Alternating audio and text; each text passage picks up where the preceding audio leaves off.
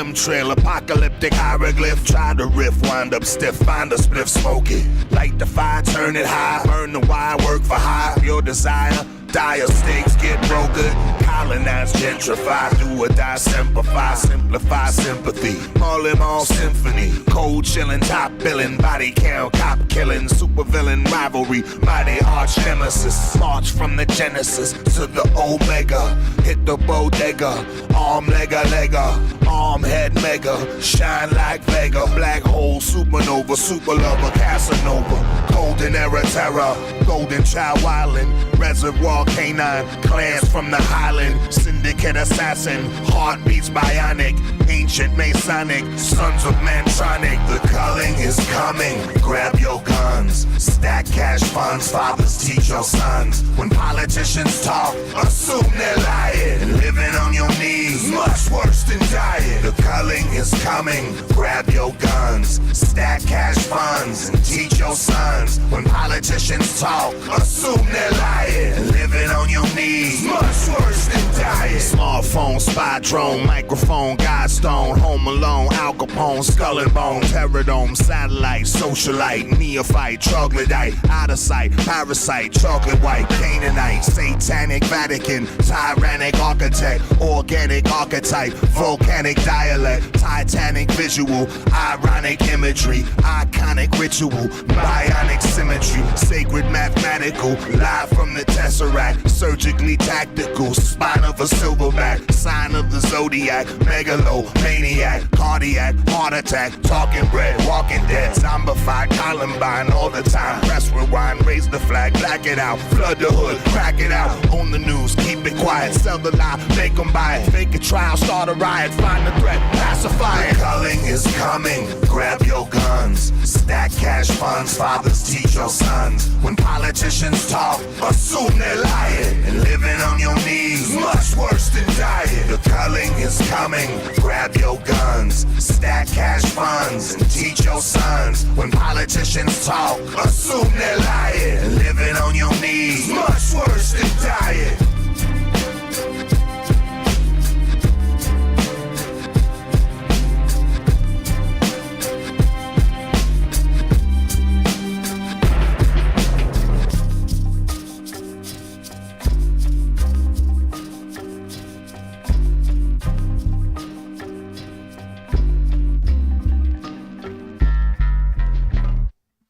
Hello, ladies and gentlemen.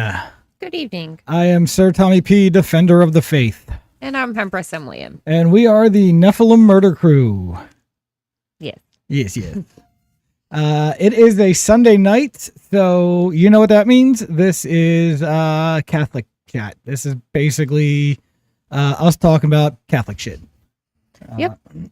Since I completely abandoned secular politics in the last few months, all I ever really look at anymore is like Catholic Twitter and stuff like that. So this is kind of my outlet to talk about that kind of stuff. It's the only kind of politics I want to talk about anymore.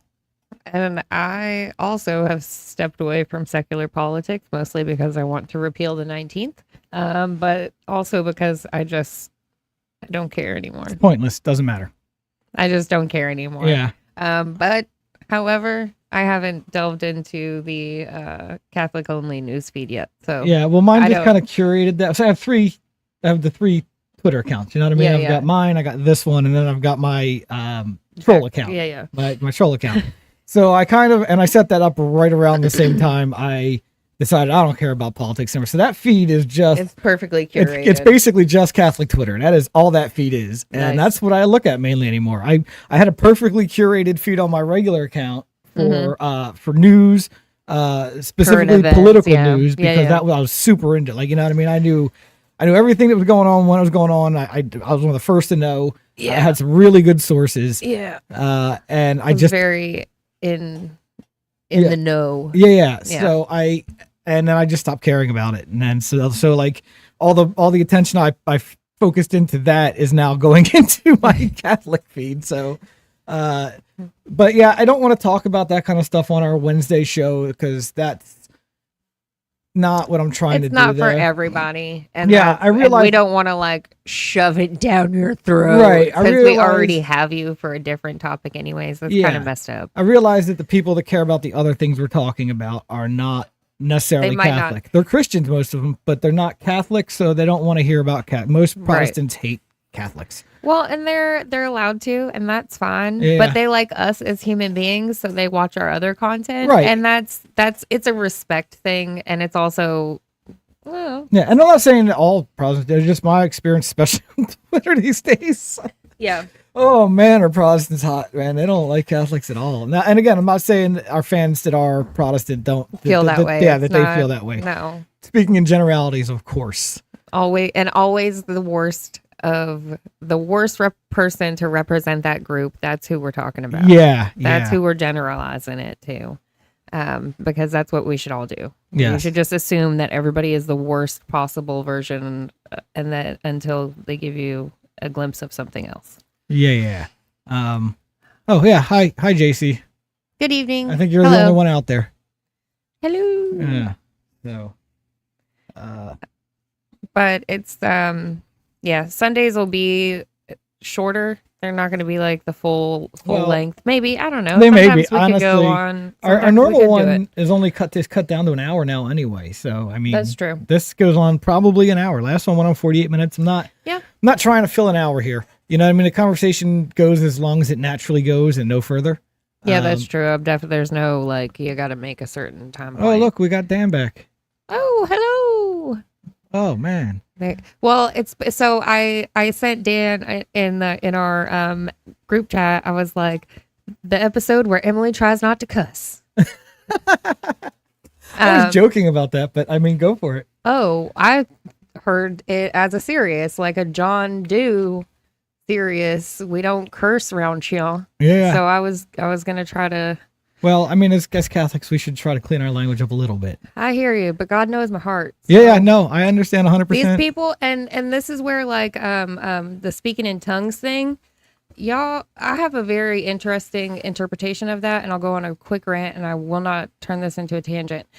Speaking in tongues to me is like the equivalent of code switching, or like just kind of talking to people how they talk, and the people that I talk to and that are going to listen to me and take me seriously and, you know, go hang out with their buddy Jesus, they cuss and they use them. They just sprinkle them in every sentence. Like that's the language that they understand. So, but because not everybody is that way, I will try not to, at least on the Sunday shows. On the Sunday I show, have we'll try no- to set a good example. I have no promises for any of my other content. But of course, since we are Catholic, drinking is perfectly acceptable. So Except for I already had a couple of them. yeah. Well, drunkenness is not acceptable. Drunkenness is not acceptable. And also I've been noticing it doesn't make my tummy feel good for a couple of days. So I might just give up beer for good and just not do that. And yeah, Mr. MMO show. That's kind of my point of wanting to do this. As you know, you say you find it interesting because We do find it interesting. Well, I don't think a lot of Catholics know a lot about what's going on in the Catholic world. It's like just like I used to with politics, and like you do with politics, because you have a show to do that's based on the politics and the stuff, current events. So, as much as I was into that, and you are into that, I am now into like kind of Catholic politics in that same depth. So I'm already finding out that even though I've just started on this Catholic journey a few months ago, I'm already like so much more informed about what's going on in the church and stuff as most Catholics are. Yeah. So yeah, I expect a lot of lifelong Catholics to watch some of these videos and probably learn a thing or two. At least the about hope what's anyway. going on. I'm not going to teach you anything about being Catholic. I'm not here to catechize you because I'm not even properly catechized myself. So that is not a thing I'm here to do. I don't know listen to anything. me about Catholic dogmas and stuff. I don't. I just read stuff. But yeah, I just wanted to kind of put some information out week to week about stuff going on in the Catholic Church and in the Vatican, and just let people know that might be interested. Hey, this is going on. Yeah, So- if you don't have the time to look into it, just like people don't have the time to look into politics and everything else, like they've got their sources. There's two kinds of Catholics: those born into it and those that choose it. and those who choose it are oftentimes more engaged and active in the church. Yeah, absolutely. That is correct. I mean, Yeah. I did a ton of research trying to not go to church because I didn't want to be Catholic. I never did. But God said, no, I want you to go to that church. So, and I think the big reason for me why God wanted me there is because I am not a submissive person. I do not submit. And it's been very hard to submit to God in my life because I am very much standoffish. I don't, I don't like to submit to anyone or anything. Talk to anybody who's ever worked with me and anybody who's ever had to be a boss to me. I too. So, part of Catholicism is you submit to Rome. Like with the Pope. When the Pope says this is the rule, this is the rule. When he says the Latin Mass is gone, I have to accept that and just go to Novus Ordo until another Pope comes and reinstates it. Just because that's just, whether you agree with it or not, there's a lot of stuff I disagree with the Pope. We're going to cover a lot of stuff here on this one little subject. But I honestly, I think that's why the Lord wanted me in the Catholic Church is just shut up and submit. You know what I mean? Like just this one thing, this one in your life, just do it. Yeah.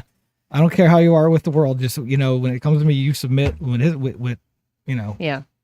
So that's where I'm at in my Catholic journey is I am like, all right, man, whether I think you're right or wrong, I'll submit.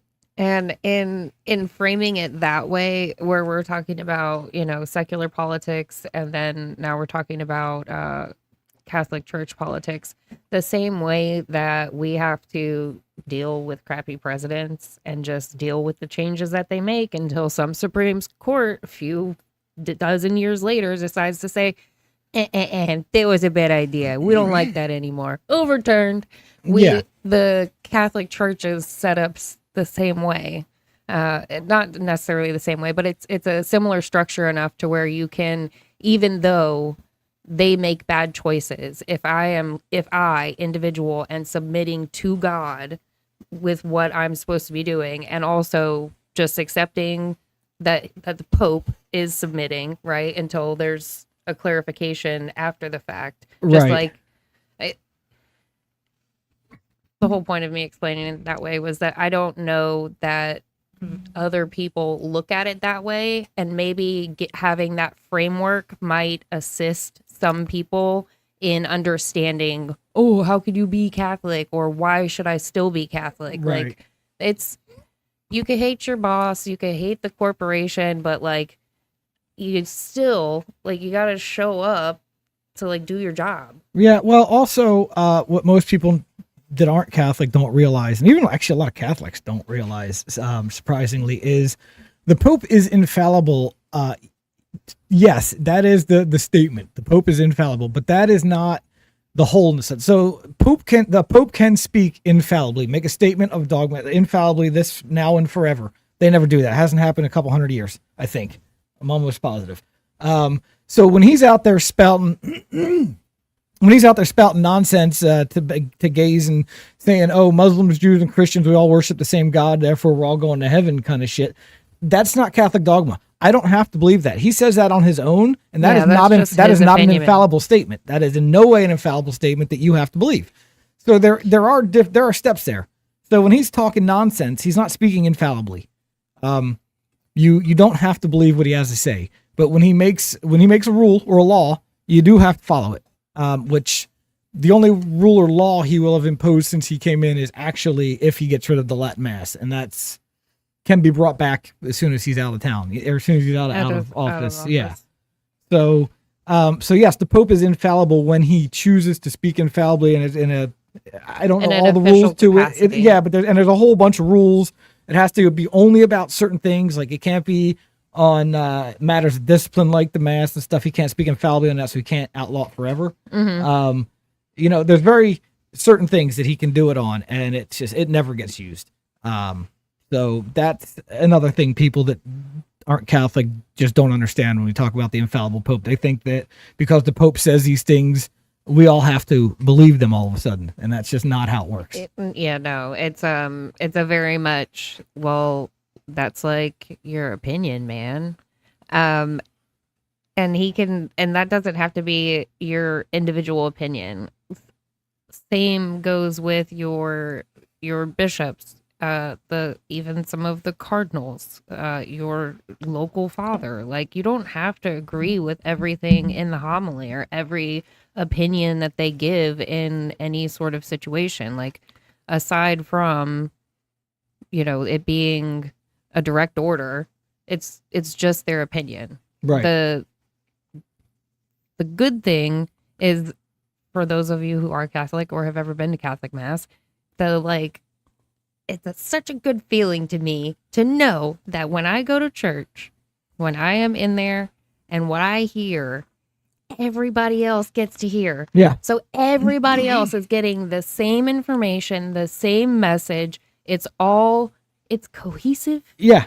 It's unifying. And then Sunday when we leave and Monday when we go out into the world, we all have those same, all of our takeaways are different. The things that we hold on to are different, but we were all given the same instructions for, assuming that week, right? If you just go on Sunday, those were the instructions given. That's how you're going to operate this week. That's how all of us are going to operate this week. I like it. Yeah, no matter where you're at in the world, you're getting the same mass pretty much. And it came glaringly clear today when I was looking at Twitter and somebody made a comment, like, oh, everybody go to mass today. And looking through the comments, some guy said, yeah, the first reading from the Book of Wisdom, really hit me today or whatever. And I'm just like, huh, yeah. It really hits you that, like, what also just hits you that, like, he heard the exact same mass that I heard. Yeah. The homily was probably slightly different, but the mass was the same. The readings were the same. I'm sure the songs were the same. Probably. It's just, yeah, everybody got the same mass. And I really like that about the Catholic Church because we travel a lot. I like to know that if I'm somewhere, wherever I'm at in the country or even the world, there's going to be a Catholic church there, and I'm going to walk in and I'm going to hear the same mass I would have heard if I was at home. Was at home, yeah. So it's not like I'm missing anything.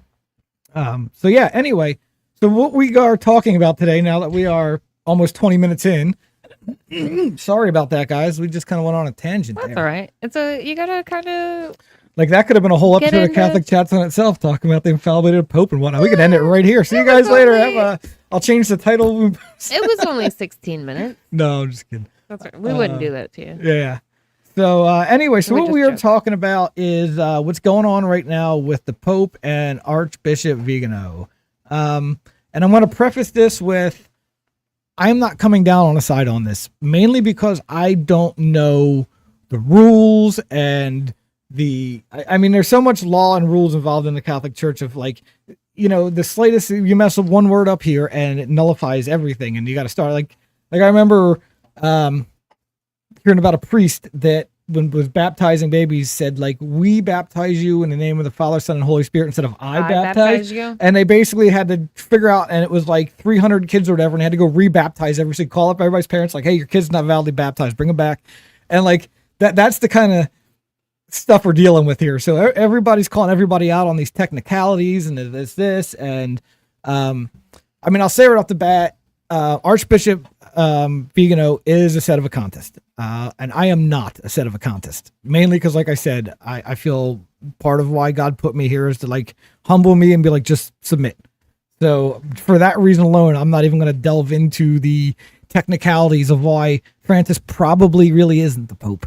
But oh, I was like, I don't remember what that one is, but I know that I know what it is. It's just that one word I can't pronounce, so I haven't associated it with it's the ones who don't believe that Francis is the Pope. Yeah, the sedevacantist, meaning the seat is empty. Yeah, the throne of Peter, the chair of Peter is empty. Yeah.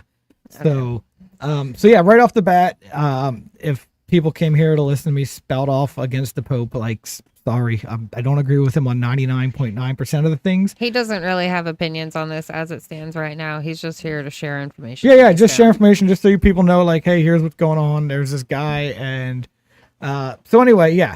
So the Pope has brought Archbishop Vigano up on charges of schism, charging him as a schismatic, and he's up for excommunication. So knowing that, and also Archbishop Vigano has stated, like, I'm not coming to the Vatican for this trial. Like, you screw you. I don't recognize you. His exact words were, I think I got a post here actually somewhere. Yeah, basically, he told the Pope, I don't recognize you as a Pope. Screw off. I don't have to I don't acknowledge your authority. Yeah. Okay. So I will. I don't respect your authority. I will share this screen here in a second. Let me see if this all works. Okay. So I did that. Now let's try doing this. Oop. Oh, hey, look at that. Oh my okay. So God. that's up there. I'm Okay. learning some new things in OBS here lately, Yeah. guys. I'm trying them out. It's working for me. So, statement from Vigano. I maintain that the errors and heresy to which Bergoglio, which is Pope Francis, he won't even call him Pope Francis. He calls him by his real name, his name, Bergoglio. So the errors and heresy which Bergoglio adhered before, during, and after his election, along with the intention he held in his apparent acceptance of the papacy, render his elevation to the throne null and void.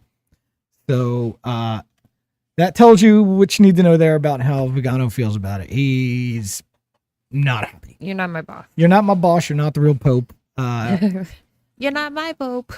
Yeah, he's gone much further than even Lefebvre went. If you guys know Archbishop Lefebvre from the SSPX, he's I don't remember if he's the founder of. I believe he's the founder of the SSPX, Society of Saint Pius X. Okay. And they are a traditional Latin Mass society. Just I don't know, wasn't really important. I just threw it in there. Okay. Because anybody who knows anything about this will know that some people draw a lot of similarities between Lefebvre and Vigano. Oh, so they're just trying to paint him as Another troublemaker. Okay. Okay, so, and then as most people know, Vigano before this as a whistleblower, basically, Cardinal McCarrick, who was molesting seminarians left and right, and then he was the one responsible for shuffling around all the priests that were molesting children so that they wouldn't get caught, so they could just go somewhere else and molest them and then shuffle them. So this guy was a real piece of not a good guy. McCarrick so he did all the shuffling and stuff. Vigano is sent to have an office, and he's appointed to the United States of America in 2011. And slowly these people who have been here dealing with McCarrick start going to Vigano and like showing and having conversations with him. McCarrick has misdoings back to the end of the 80s up to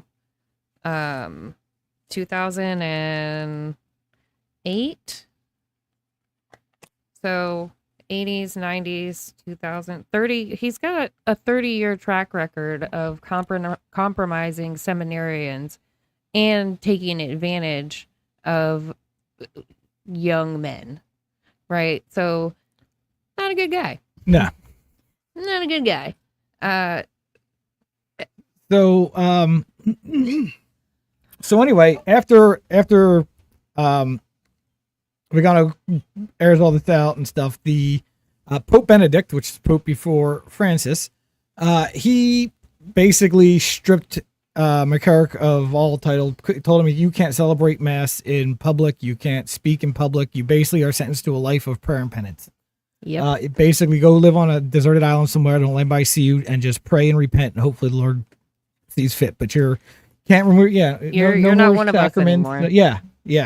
Not a full, complete excommunication, but sanctions to the point. So he was, more or less excommunicated without being excommunicated. Right. Sanctioned so hard that he couldn't even attend Mass. Yeah, you don't get to go Mass, and you don't get sacraments, prayer and penance. And then one of the first things Francis does when he becomes Pope is he reinstates McCarrick and appoints him as a personal advisor.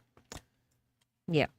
So this caused a huge rift between Vigano and the Pope right off the bat, because when Francis became Pope, he called all the bishops in to Rome. He wanted to meet them all individually, one by one, and talk to them, whatever. And when Vigano shows up in Rome for this conference, there's McCarrick standing there all dressed back, reinstated, ready to go. And he was not happy, need to say. Yeah, so I'm scanning so that way I can get this right.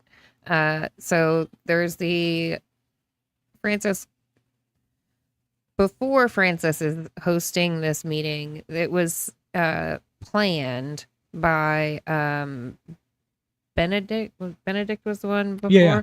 Okay, so this was a planned meeting that Benedict had, and Francis just honored this planned meeting, right? So, Right. So so it was already something that was on the books for Benedict, but Francis now Pope, and he said, "Yeah, no, I'm gonna have this meeting with all I'll these do bishops." it. I'll do it anyways. But it wasn't Benedict that wanted McCarrick back. Right? No. No, that had nothing to do with it. Benedict was the one who told McCarrick, "Go on, get." So they have their meeting of all the bishops, and then at the end of the meeting, he wants to have like one-on-one, like, "Oh, hello, greetings," whatever. And Vigano is like towards the end of the group. In single file, I remember that I was among the last. When it was my turn, I just had time to say to him, "I am the nuncio in the United States." He immediately assailed me with a tone of reproach using these words: "The bishops in the United States must not be..." Ideological. What's the word? Ideologies. Ideological. Yeah. Ideologues. Don't be ideologues. Yeah, don't be don't be partisan, like, of the world, right? Like, you're Catholics before you're anything else. They must be shepherds. So this is what was said to the Pope says, or Francis says to Vigano. Ideologized. Don't let them be ideologized. Let them be shepherds. Okay, yeah. I was stumbling over that word for like an hour earlier. So Vigano has a little bit of confusion. He's like, I don't know what any of that means. I'm gonna have to get clarification. And so he meets with Francis. Yes, the bishops in the United States must not be ideologized. Yeah. They must not be right-wing like the Archbishop of Philadelphia. They must be shepherds, and they must not be left-wing. And he added, raising both arms, and when I say left-wing, I mean homosexual. And that, of course, the logic of the correlation between being left-wing and being homosexual escaped me, but I added nothing else. Immediately after, the Pope asked me in a deceitful way, "What is Cardinal McCarrick like?" See, that's where I would have responded, homosexual. Right. Homosexual. So I answered We him. keep freezing. Maybe. Okay, if you guys haven't noticed, we're just kind of we have one of our studio lights just decided they didn't want to work today, so we're only using one. I had to replace it to get like the best I could with one light, and our camera might be struggling a bit with the lack of light. That could be the problem. I don't know. I ordered new studio lights. They'll be here Tuesday, so we'll be good to go by Wednesday. But I don't know if that's part of the problem or not. I don't know if it's freezing on Rumble. Head over to YouTube. Maybe it's not freezing over there. I'm sorry. I'm trying to get in to see if it's skipping on me, because I had the. All right, let me see. Oh, nope. Yep, it did. It did one of those choppies. Oh, yeah. I think that's Rumble. Dang, I don't Rumble? think that's us. Yeah. Why you always gotta do me like that? Yeah, I'm streaming at really high gig, so I don't think it's on my end. Yeah, I think that's Rumble. I'm sorry. But it's on YouTube. We have the YouTube chat pulled up here too. You guys can jump in there. We would rather use Rumble. We support Rumble, but if it's we do, yeah. If it's giving you issues watching it, yeah, if it's not watchable, switch over to YouTube. Pop I'm over sorry. to YouTube. I invested a lot of money so that it would be properly watchable. So we did our part to make it not suck. yeah, it's just Rumble being. I'm sorry if it's glitching, guys. Yeah. So anyway, we were just there talking. So basically, the Pope asked him, "What do you think of this McCarrick guy?" What Vigano answers with, it says, "I answered him with complete frankness, and if you want, with great naivete. Holy Father, I don't know if you know Cardinal McCarrick, but if you ask the Congregation for Bishops, there is a clear dossier this thick about him. He corrupted generations of seminarians and priests, and Pope Benedict ordered him to withdraw to a life of prayer and penance. The Pope did not make the slightest comment about those very grave words of mine and did not show any expression of surprise on his face, as if he already had known some of the matter for some time, and he immediately changed the subject. Yeah. So the Pope doesn't want to hear about it. He doesn't care.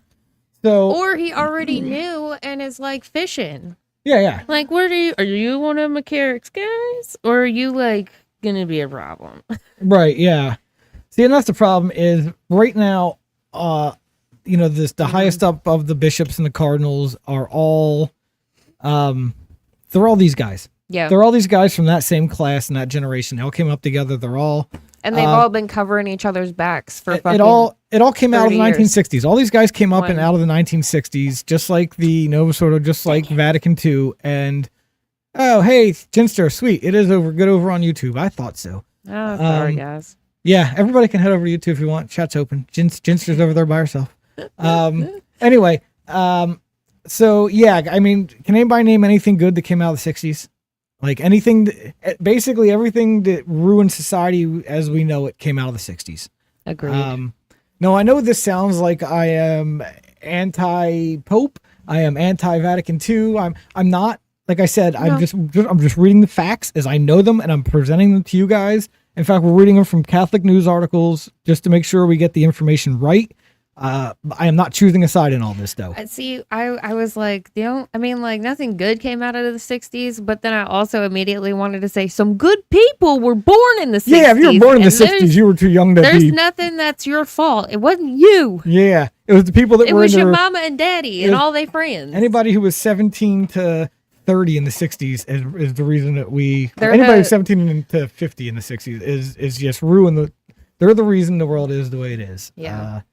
But yeah, no, as I was saying, no, I am not anti the Pope. I am not anti Vatican II. I mean, someday I may wind up changing my mind about this. But as it stands right now, I don't know enough I don't know enough about, like I said, everything in Catholic is very legal. There's canon laws about and I don't know any of that stuff.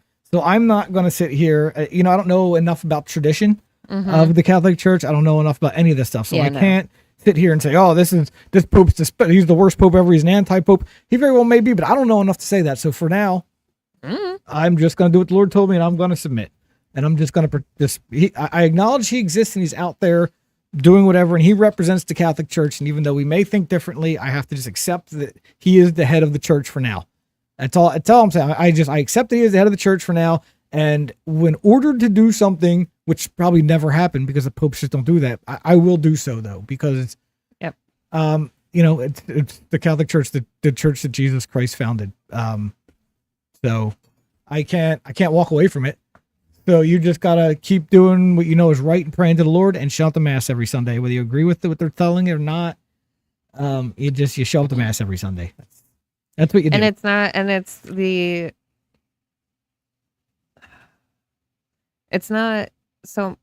submission. You have to submit. It's not that you're going there to condone, like if you have a crappy priest and they're saying nonsense in their homilies, like I feel bad for you, but you still have to go because that's your time.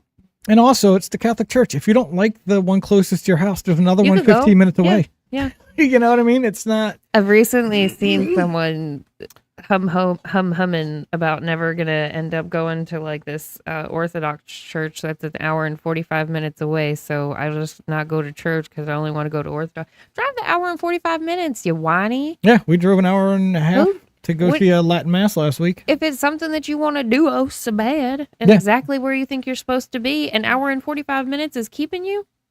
You serious? How bad you want it? Not bad enough. Yeah. 10 ply. We must go into the Capitol, Pope Francis. Yeah, right. But yeah, so that's just, I just wanted to reiterate my stance here. I am not telling you people that the Pope is a horrible, shitty person and is wrong. Oop, I let one out. That was actually like your third one. Oh, jeez. I don't even know when I do it. Yeah, no, that's the thing. It's like, I don't really know when I do it either, but I was being... $3 in a swear jar for me. All right. Oh, well, I let one slide, but I don't think anybody heard it. You were talking over me. Yeah, that's what I always do. That's okay. I'm a horrible co-host. No, that's fine. I don't mind. Yeah, so I don't remember where we were. We were at. Yeah, I'm not here to tell you guys how to feel about the Pope. That's all I'm saying. This has kind of been all over the Catholic news space for a couple weeks now. The whole Vigano v Pope thing, And it's also seeping into other parts, and it's just going to be one of those. Oh, your worship, baby. yeah. And there's you got to listen to your Pope. and it's oh yeah. Go ahead. Okay. Oh, yeah. So as far as the Catholic Church goes on this, I can tell you, you got about half the bishops that support Vigano and say, and support him as far as saying don't excommunicate him. He's basically he's an archbishop. He's an archbishop in charge of nothing right now. Mm-hmm. He has no placement. He has no placement. He's basically living in hiding. Just let him be. Leave him alone. He'll leave you alone if you just leave him alone, and let him do whatever because it's not good for the church. This is going to rupture, but a big split in the church. There's going to be a big fracture in the Catholic Church if this man is excommunicated. Yeah. I know a good chunk of the church will, I don't want to say leave the church, but they will definitely only attend like SSPX and FSSP and ICKSP chapels, basically all the traditional Latin mass, all the Ecclesia Dei, or ex Ecclesia Dei societies. Okay, Sorry. I was going to say sex, but I'm like, I know that it isn't societies. that, Yeah, societies. But yeah, so different aspect. I know a lot of Catholics go there, and then probably in spite Francis May or Pope Francis May, then cancel all these. He has the right to tell them that they can't perform this mass, and if they do, they're schismatics and they are excommunicated from the church. He's already. Well, and the that SSPX was already excommunicated once by a different pope. Yeah. Well, and that's where I'm like on the side of the bishops who are like, I don't think you've thought this all the way through. Yeah, and I like, definitely fall on that side too. I don't think the man should be excommunicated just because he was a whistleblower. He did a lot of good for the Catholic Church in calling out this nonsense. Now, if maybe part of the reason the Pope is mad at him is because he was part of this nonsense. The Pope was part of this nonsense. I don't know. I don't know if there's any proof to that. I'm just trying to figure out why Pope is bringing in guys like McCarrick again and surrounding himself with those types of people that were definitely implicated in these types of scandals.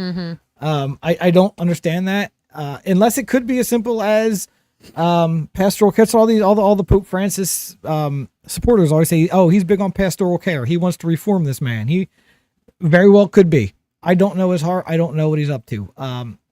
Being how he's the Pope, I guess I should give him the benefit of the doubt and say, yeah, this is just extreme pastoral care. The man loves too much. If he's with me, then he ain't hurting nobody. Yeah. That's the mentality. And I'm here to bring him back to the light, and it very well could be that. I don't think so. Not down on my heart, I don't, but I don't know enough about it to tell you guys, like, that's not what it is. It could be. It very well could be.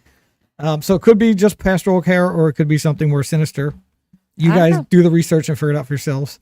But yeah, don't take anything I have to say here as I've already told you. I don't know enough about any of this, so this is going on. Look into it more if it interests you. What I do know is that when the statement from the Pope was not to be right wing like Philadelphia bishop, the Philadelphia bishop at the time felt that the opinion held by Benedict before he was Pope, what was his name? Ratzinger, Cardinal Ratzinger. Yeah. So he had put forth I don't know what we call it, like a suggestion or rule, whatever, that if you were a politician who it was a rule in wherever he was in charge of. Well, okay, yeah. So bishops have the power to make rules like that in their diocese. So he can say anybody who follows any priest that falls under me, you are not allowed to give communion or Eucharist to a politician that backs, doesn't back Catholic values. If they're for abortion, if they're for this, if they're for, Right. If they're not Catholic before they're politicians, no sacrament for you. Yeah, no sacraments at all. And so no confession, no Eucharist. Right. And so the Bishop of Philadelphia that was his policy at the time, was if you're a politician before you're a Catholic, then you don't get sacraments. I don't know, make better choices. Like, get back in good graces, start making the right choices, and we'll talk about it. So for Pope Francis to have said, don't be like this, that to me sounds more like he's not having like the best interest of everybody in mind. It's an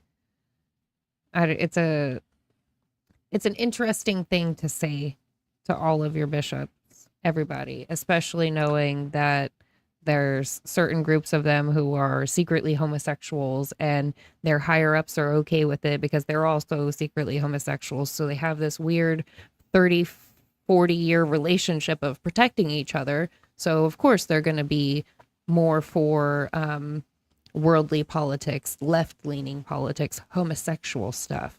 So if half of us are left-wing, I can't allow anyone to be right-wing. That would make us uncomfortable. Yeah. Is how I hear that.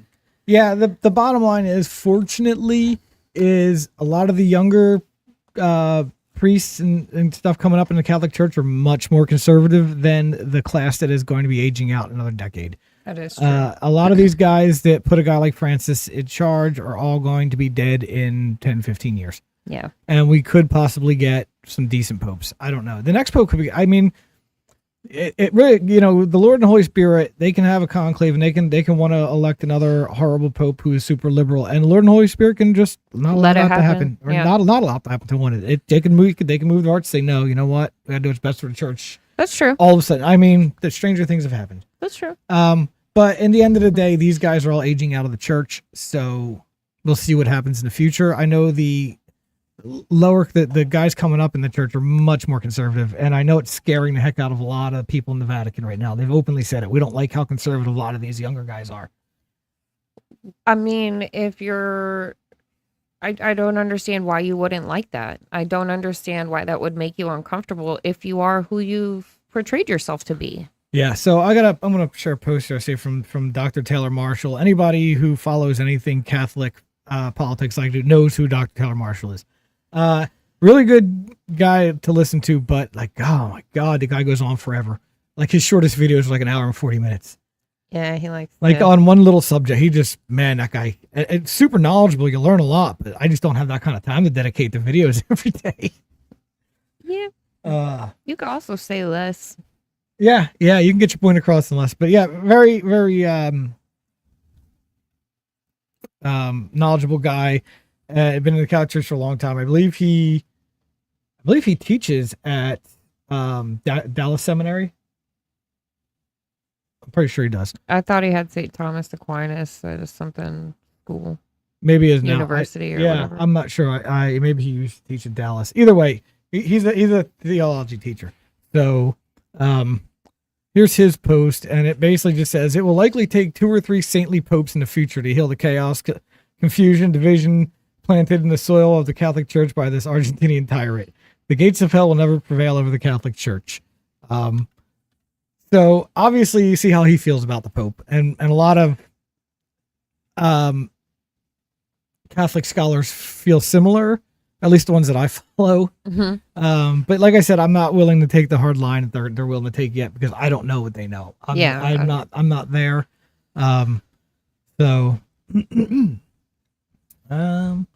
Yeah, that's pretty much how I wanted to cover it today, guys. I don't know what's going on in the chat. Okay, same stuff in the chat.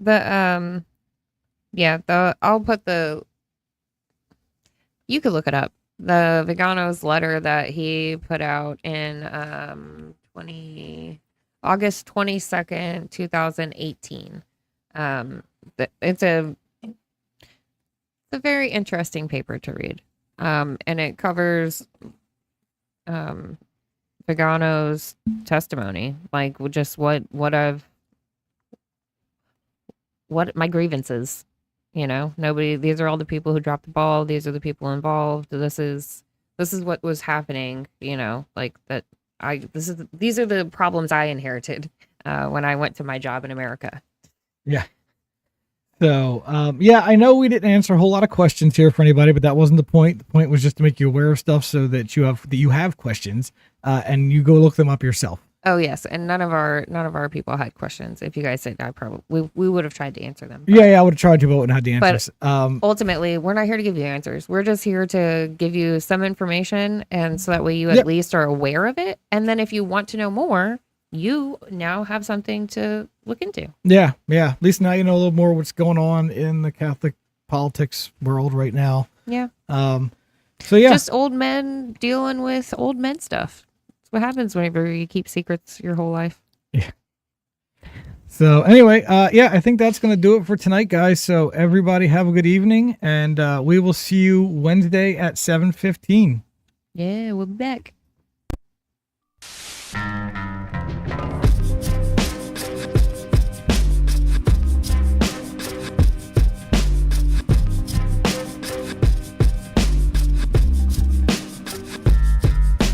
Fire sale, chemtrail, apocalyptic hieroglyph. Try to riff, wind up stiff, find a spliff, smoke it. Light the fire, turn it high, burn the wire, work for hire. Your desire, dire stakes, get brokered. Colonize, gentrify, do or die, simplify, sympathy. All in all symphony, cold chilling, top billing, body count, cop killing, super villain rivalry, mighty arch nemesis. March from the genesis to the omega, hit the bodega, arm lega, arm head mega, shine like Vega, black hole, supernova, super lover, Casanova, golden era terror, golden child wildin', reservoir canine, clans from the highland, syndicate assassin, heartbeats bionic, ancient masonic, sons of mantronic. The culling is coming, grab your guns, stack cash funds, fathers teach your sons. When politicians talk, assume they're lying, living on your knees, much worse than dying. The culling is coming, grab your guns, stack cash funds, and teach your sons. When politicians talk, assume they're lying, living on your knees, much worse than dying. Smartphone, spy drone, microphone, Godstone, home alone, Al Capone, skull and bone, terradome, satellite, socialite, neophyte, troglodyte, out of sight, parasite, chocolate white, Canaanite, satanic Vatican, tyrannic architect, organic archetype, volcanic dialect, titanic visual, ironic imagery, iconic ritual, bionic symmetry, sacred mathematical, live from the tesseract, surgically tactical, spine of a silverback, sign of the zodiac, megalomaniac, cardiac, heart attack, talking bread, walking dead, zombified, Columbine all the time, press rewind, raise the flag, black it out, flood the hood, crack it out, on the news, keep it quiet, sell the lie, make them buy it, fake a trial, start a riot, find the threat, pacify it. Culling is coming, grab your guns, stack cash funds, fathers teach your sons. When politicians talk, assume they're lying, and living on your knees, much worse than dying. The culling is coming, grab your guns, stack cash funds, and teach your sons. When politicians talk, assume they're lying, and living on your knees, much worse than dying.